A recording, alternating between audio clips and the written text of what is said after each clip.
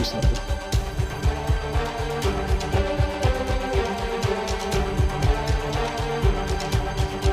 I will destroy them all.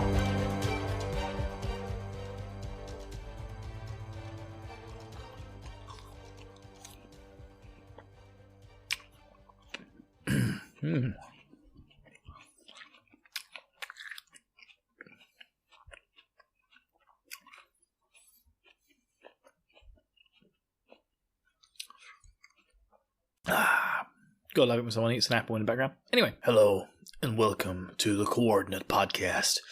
A podcast where Bill is still slightly unsure what the coordinate is, even though it was mentioned a few times in the past. Yes. Hello, dear listeners. Hello. And it is me. I'm back. I had a kind of a tough Christmas break, you know.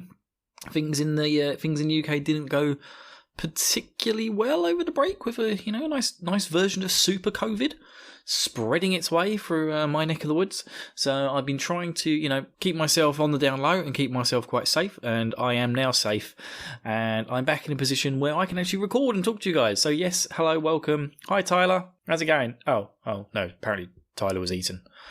He was eaten in the capital. Okay, sorry about that, Tyler. Sorry, mate. No, of course not. We're all here. We're all fine and dandy. Don't you guys worry your pretty little heads. So, what are we here for today? We are here today to talk about episode 64. So yes, there was a week break last week, so I hope you enjoyed Tyler when he was on the best animated shows ever so far. That's a great podcast if you want to check it out. And I believe I did episode 3 of that. So, hey, Tyler, why'd you pick episode 1, man? I suppose it would be a bit strange, wouldn't it? Just suddenly going from the first episode to the third. But yes, really good show. Check it out if you want to have some more anime cartoon content. It's a really, really good show run by our friends Troy and MC. But yeah, we are here to talk about episode 64 of Attack on Titan, the final season, from one hand to... Oh no, that was last week. This is Declaration of War. Oh yeah, baby, this is such a good episode. Like this, if you haven't watched it yet, I don't know why. Why you're listening to this, you haven't watched it, but you are in for a treat. This episode is so good. But first up, everybody. I've got some questions from last week from Tyler. So let me get my old fax machine out. Yeah, unfortunately, because of all the problems with COVID, we've had to go back in time. 20 years in technology. So I've had to boot up my 56k modem to get my internet connection, and I've got my faxes, and it's come through. And what does my fax say? It says, win a free car. Oh, fucking hell, man. The fax has not changed at all in the last 20 years. Jesus Christ. Anyway. God, well, no, not Jesus Christ. I should have said, God, found in Titan. What a dick. God, what a dick the founding Titan is. Anyway, where did Tyler ask me these questions? Here we go. So he said, how surprised were you by the Eren reveal? And I was not surprised at all. I kind of guessed that was already Eren. I was like, strange he's only got one leg, but that gets answered during this episode. But yes, I was like, is that Eren? That's really strange. And then, so yeah, I wasn't really that surprised. I kind of had a feeling that was where this was going from the last 2 episodes, where it's just so Reiner-centric. I was just like, what they're going to do is they're not going to go to Paradise. Paradise is going to come to Marley. And yep, I was absolutely blooming right. And then he also says, who did Eren/Falco mail the letters to? Dum dum dum. Well, I assumed from the very beginning that he was probably going to be mailing it to, Armin and Mikasa and the gang, His friends. All his family's dead. His mum got eaten by his stepmom. I mean, come on. There's some Titan love right there. And and he ate his dad, didn't he, Eren? Yeah, so that's a thing. But yes, so I assume he just mailed it to them so that they could know what to do next in the plot. And then, what is Willie's plan? Now, I assume Willie is going to, there's going to be all the dignitaries, all the most important people from the army and from the Marley Empire, all gathered around, and I suspect Willie is in fact the Warhammer Titan. He's a special type of Titan that turns into this great big huge monster and then picks up these tiny little figurines and paints them and then puts them on a little Warhammer table. Yes, the Warhammer Titan. I wonder if the who's it? Games Workshop. I wonder if they took a if they paid to have it called the Warhammer Titan. Anyway, so I assume he's going to turn into the Warhammer Titan and eat the fuck out of everyone in the stadium as a way of sort of taking full control of the world. You know, sounds like a good plan to me. Good old Willie. Willie, got my eye on you, mate. Willie's eye, you know. And Tyler says, who has the Warhammer Titan? Because there was like a whole family of people, like old, young, running around, you know, and it was just like, this is the Tybor family. One of these is the Warhammer Titan. Now you kind of have to assume they're not going to give it to the kids. You know, you wouldn't, would you? You know, here you go, 5-year-old. Here's the Warhammer Titan. Now you only got 13 years to live. You fuck. You wouldn't do that, would you? No, you would go, okay, let's give it to the eldest people. You know, and then when they're about to die, we'll extract it and give it to the next eldest person. You know, that would be the kind of, you know, that's what you'd think would be the right thing to do. But I just don't. I just think Willie's got it. I think it's the whole, you know, smoke and mirrors. You know, here's Willie. Willie's going to be a big plot point, but he's not going to be the Warhammer Titan. But then he is going to be the Warhammer Titan. I don't know. That one feels a bit obvious to me. So I'll be surprised if it isn't Willie, to be honest. Then he's got a question for this week, but I will come back to that later on. Okay, so this week's episode, people, declaration of war. Ha! War! What is it good for? Frankie goes to Hollywood. It's good for Frankie goes to Hollywood. It makes him a lot of money. Yeah. War, you know. Yeah, what else can I say about that? So what? We need some sort of, like, you know, cut music here, don't we? You know,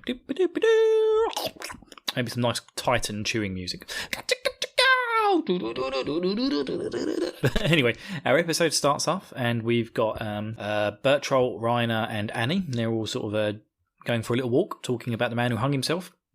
Don't know why. And they're just kind of lamenting things. You know, it's not very interesting. But then it flicks back to Rainer talking to Erin, and Erin's giving him the shits. He's like, "Yeah, man, it's me. I've got one eye. I've got a bit of a long haircut. I'm looking a bit rough around the edges, old Erin." Now, Tyler mentioned to me that apparently a lot of people find the new Erin quite sexy, but I'm not feeling that in the slightest. I'll be honest with you. I think he's looking a bit scraggly around the edges.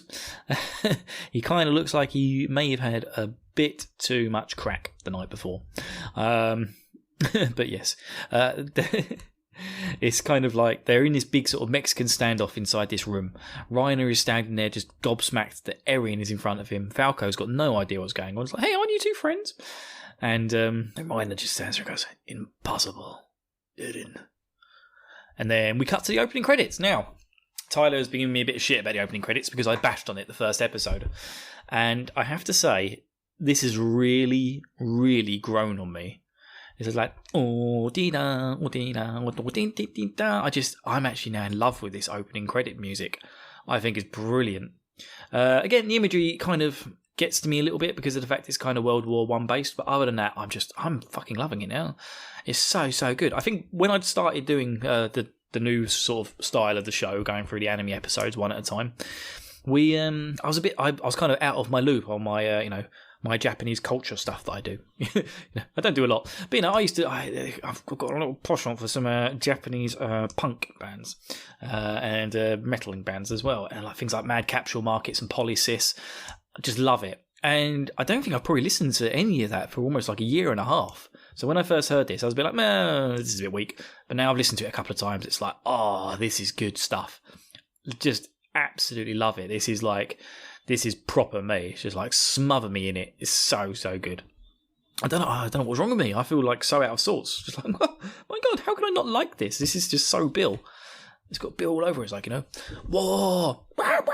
War. It's just so good. Just absolutely love it. And then that little flick of Erin at the end. Just brilliant. So, yeah, I apologise for what I said in the first episode. The opening credits, fantastic. Well, I still think I prefer season ones. I do prefer season ones, but that's it. But yeah, we cut back from our opening credits talk. And, Willie's looking in the mirror. Some people come to see him and they're like, hey, just want to come say good luck. And he's like, oh, I'm really nervous, I've just wet myself in the bathroom. I've got, Mum's bolognese down my top. Is that from 8 Mile? Oh, is this the anime of 8 Mile? Ah, now that film finally makes sense. But yeah, so Willie's getting ready to make his presentation, and in the meantime, old Reiner and Erin are facing off in the bottom of a basement. Erin tells him about how, there's lots and lots of people above me. There's an air vent there so we can hear everything Willie says. Willie's basically standing above my head, and we're in this tiny, teeny, tiny room, and I can turn into a titan at any moment. Although he doesn't say that because Falco's there. Motherfucking Falco. Not the Austrian rap star, the guy from the anime. But yeah, he's just basically like, I could turn into a titan any second and kill you all. So sit down, shut the fuck up, and listen to moi. And so Reiner does. That's exactly what he does, and I don't blame him at all, And Falco's kind of like really surprised. He's asking Erin, like, "Oh, Mr. Kruger, you've hurt your hand." This is like Erin's clearly just waiting to push his fingertips in a little bit more to turn into a titan. I still don't get that. Surely you must be able to do it at will by your hand. But no, we saw Reiner in the first episode of this season, didn't we? Cut his hand open to turn into the Armored Titan. But yeah, Anyway, Erin's sitting everyone down, saying, "Hey, you should all listen." And then we flick over to a weird scene which I didn't really quite get. I think it's Reiner's mum, and she's talking to Annie's dad, and he's still convinced that Annie's alive. And so this is the creator's message to us, Don't forget Annie. Last thing we knew about Annie is that she's in like some sort of weird chrysalis state on Paradise. So technically she's supposed to be alive, I think, as far as we know. I did ask Tyler that, and he said, yeah, I think she's, as far as we last knew, Annie is still alive. And so it was kind of like, I was a bit like, when I was watching the scene, I was like, I get you. Reiner's mum talking to Annie's dad. They all think he's alive, yeah.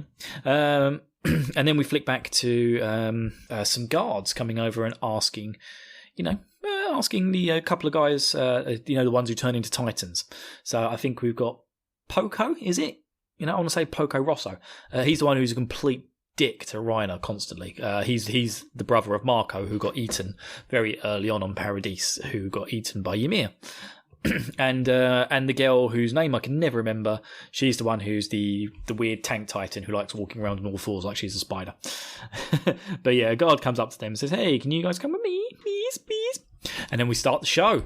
Willie comes on stage. Big Willie Star. Yeah. Big Willie Star's already. Insert Big Willie Star music here, please.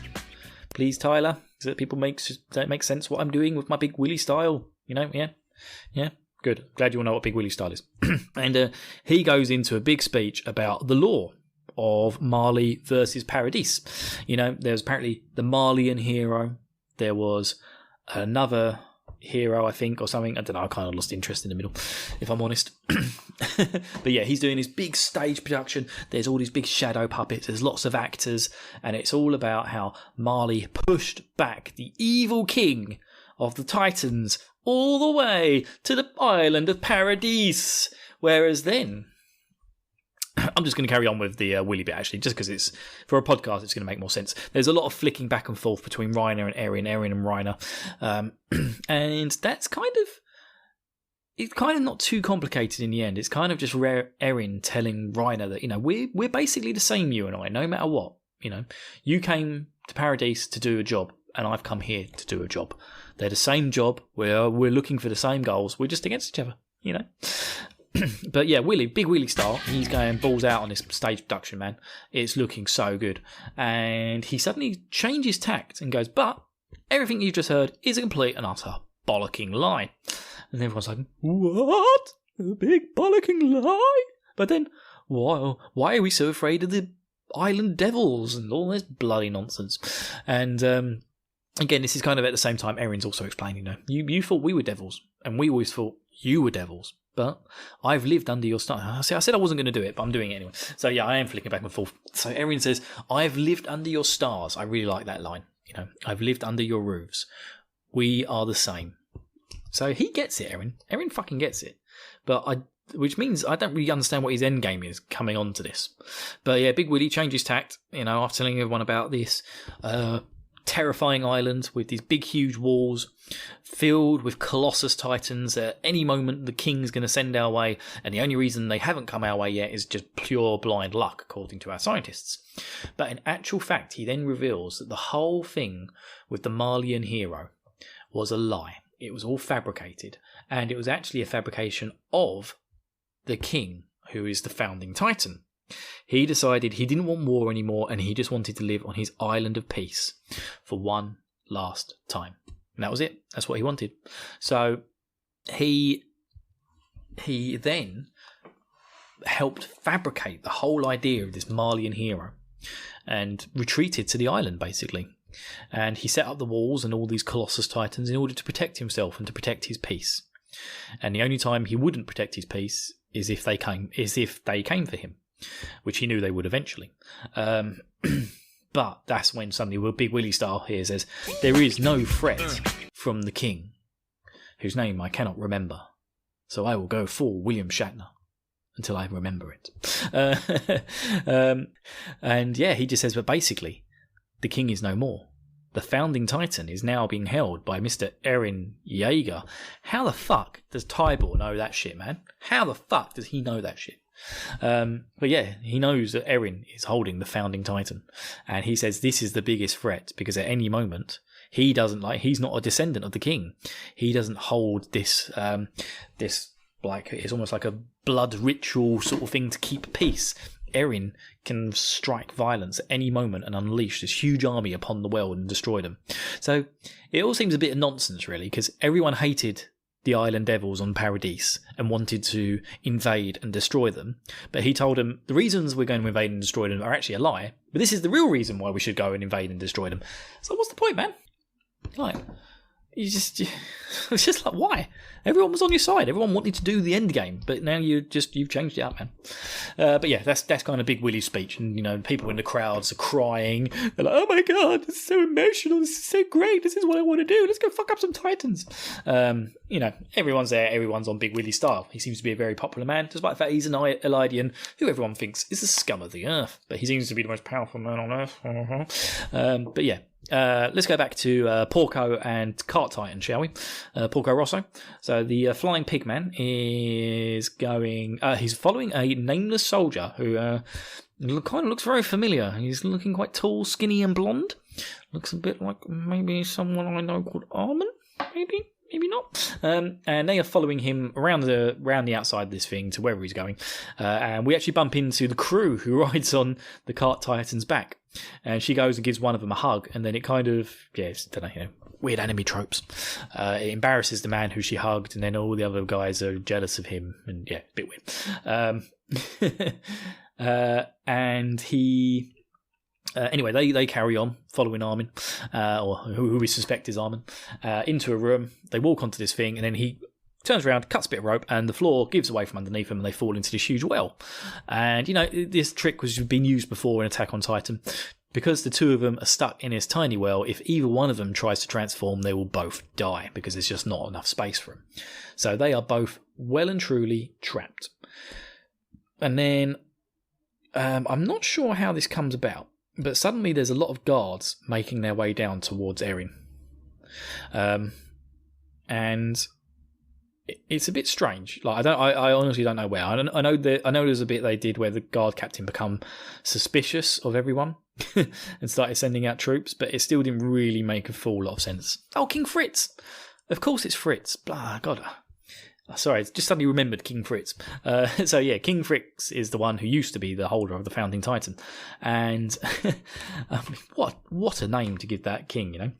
It's really, it seems really offensive because there's a lot of the style of everything in Attack on Titan is very Eastern European, as in sort of the Germanic region. And he's called King Fritz. So anyway, I'm going to move on from that. I don't want to get myself into hot water. It's not my hot water to be in. It's the people who made Attack on Titan. And we get the cool little scene where Eren starts to grow his leg back. And this is where Falco realises who Eren is. It's just like he's an old friend, but he must be an old friend from within the last 4 years. Oh, shit. He's someone from Paradise. So, yeah, it's a bit of a mess up. And he's sitting there going, Reiner, why did my mum get eaten? Reiner's just like, was it so you could save the world? Was that your choice? And you didn't have a choice. You came and you had to save the world. And then Reiner has a bit of a breakdown. It's just like, no, I did it because I wanted to be a hero. I was a dick. Marco got eaten. I didn't want to go back and be a loser, so I decided to break down the wall. And your mum got eaten by your stepmum. But no one, I don't think you realise that yet. Yeah, this is the point. The guards are about to break down the door. Tybor's finishing up his speech and everyone's getting emotional and cheering. And then the door, just before the door's about to be cracked in, he changes into the Warrior Titan. Now, I had to ask Tyler here because I'm getting a bit forgetful these days. Eren holds the Warrior Titan and the Founding Titan. Okay? He has 2 Titans inside of him. Now, I don't think he has the ability to switch between the 2. Maybe they're just sort of like combined, because I couldn't help but notice that the old Warrior Titan here. So again, as I said earlier, Eren's looking a bit skinny for my tastes. He's looked like he's lost a bit of weight. You know, probably all that work he's been doing in the army, in the wrong army, living under their roofs. So yeah, he looked a bit sort of skinny and gaunt compared to the Eren we've seen before. But then when he turns into the Warrior Titan, my God, is he beefcake Titan style. Like, there is like, I think he's got 12 abs going on here. It is ridiculous. That Titan has been hitting the gym hard during lockdown. He's been like, I'm coming back twice as strong. So I'm going to recap here because I had this conversation with Tyler, and here are our known Titans. That 9 of them so far. I think even Willie mentions there's 8, and when he says there's 8, he leaves out the Warhammer Titan, making its little figurines and painting them for its special little Warhammer set from Games Workshop. Other Games Workshops are available, I think. I don't know. So, Eren, Founding Titan, Attack Titan. That's it. I keep calling him Warrior Titan. He has the Attack and the Founding Titan. Armin has got the Colossal Titan, which is hilarious considering what small little geek he is. Reiner has the Armored Titan. Zeke, the Beast. Porco, Jaw. Peaky, that's it, Peaky. That's the girl's name. She's the Cart Titan. And then we've got the Warhammer Titan, and of course Annie, who's called the Female Titan. Which I have to question. What is she then called if a man inherits that Titan? Is it called the Man Titan? I mean, it should just be called like, bitch-ass Kung Fu Titan or something, Kung Fu Titan with knuckle dusters, because it can make its hands turn armor when it hits things. There must be a better name. Let me know on a postcard, people. Send it in to me. Let me know if you've got any better names for the female Titan, because I feel like the female Titan, doesn't do it justice. But yeah, Eren smashes through the stage. Reiner starts to turn as he's turn round as Eren's transforming, and Falco's on the other side of him. So it kind of looks like, from the way the scene plays out, that Reiner is about to die, and so is Falco. But it also looks like, from the way it's angled, that possibly Reiner's going to protect Falco from being killed. So, that will then set up the whole thing of Falco becoming the Armoured Titan and then setting out to take revenge on Eren and all that sort of stuff. So I can kind of see that happening, but we don't get confirmation of either of them dying, just to make that clear. So that could be, beginning of the next episode or midway through, we'll see Reiner half dead, Falco, not the Austrian rap star, the other Falco, lying underneath him, and then them having a bit of a conversation about it. But we see it with, he's turns into this massive Titan, and he's got Willy, thrown him in the air, and is about to swallow him. So that makes me think that I'm right about Willy being the Warhammer Titan. And Eren knows he's the Warhammer Titan, so he's going to try and eat him so that he can eat the Warhammer Titan.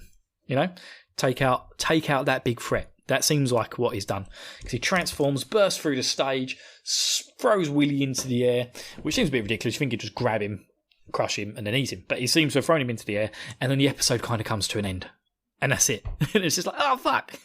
And that is the end of the episode, and it's just like, whoa, man, that was a good episode. There was a lot of good stuff in that. So very, very interesting things going on there. I still think Willy. I still think Big Willy style. What's the Big Willy style thing? Big Willy style. Summertime. Something like that. Yes. And yeah, so yeah, so Big Willie style. I still think he's the Warhammer Titan. We know from the preview at the end of this episode that the Warhammer Titan does appear in the next episode. So it could be the fact that maybe Eren does eat Willie, and it turns out it was the little kid running around, or it's Willie's grandma is the Warhammer Titan. But we'll have to wait and find out. Because we just don't know, folks. We just don't know. But yeah, what's Eren going to do, man? What is he up to? What is he planning? Why has he come to attack the heart of Marley in the Eleidian Centre? It's ridiculous. Well, not ridiculous, but it's just, I just don't know. I just don't know what's going on. I don't know what's going on. So, that was Declaration of War, people.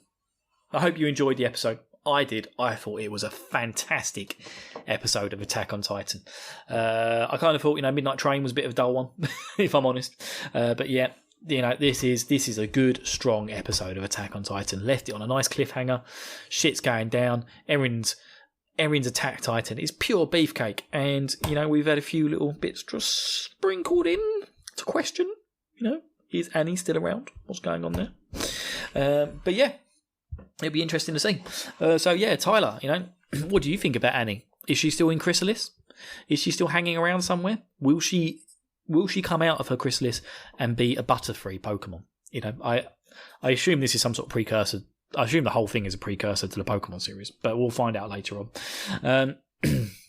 But yeah, that's it from me this week, guys. I hope you enjoyed this week's episode. It's been fantastic to get back on the Attack on Titan train, as I'll call it. Maybe not the Midnight Train from episode 2. That wasn't too fantastic, but in general, gotta love this stuff. But obviously, I need to get back into my zone, man. I need to start smashing out some mad capsule markets on my playlists and a bit of Polysys, It's been too long. It's been too long, man. I've got all their back catalogue somewhere, and I've just got to dig it out. Anyway, no baby metal, people. It's just weird. Anyway, guys, love you all. I will see you all soon. And Tyler, don't get eaten, mate. I need you for next week. And everybody, it's a messed up world out there. We've got super COVID. We've got insurrection in the US. Other stuff going on. But just stay safe and don't get eaten. Bye.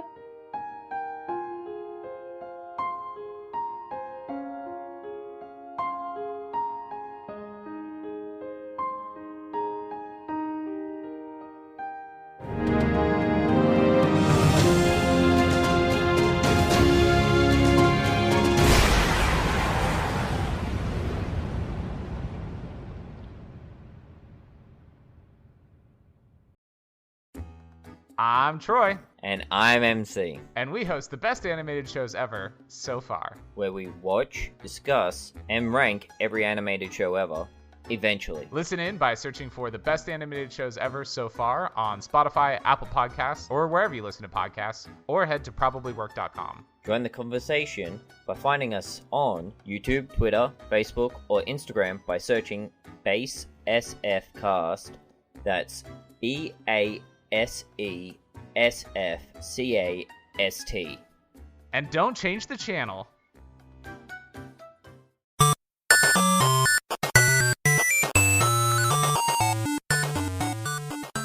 This has been a presentation of the We Can Make This Work Probably Network. Follow us on Twitter @ProbablyWork for more of our questionable content. Also, we have a website called probablywork.com.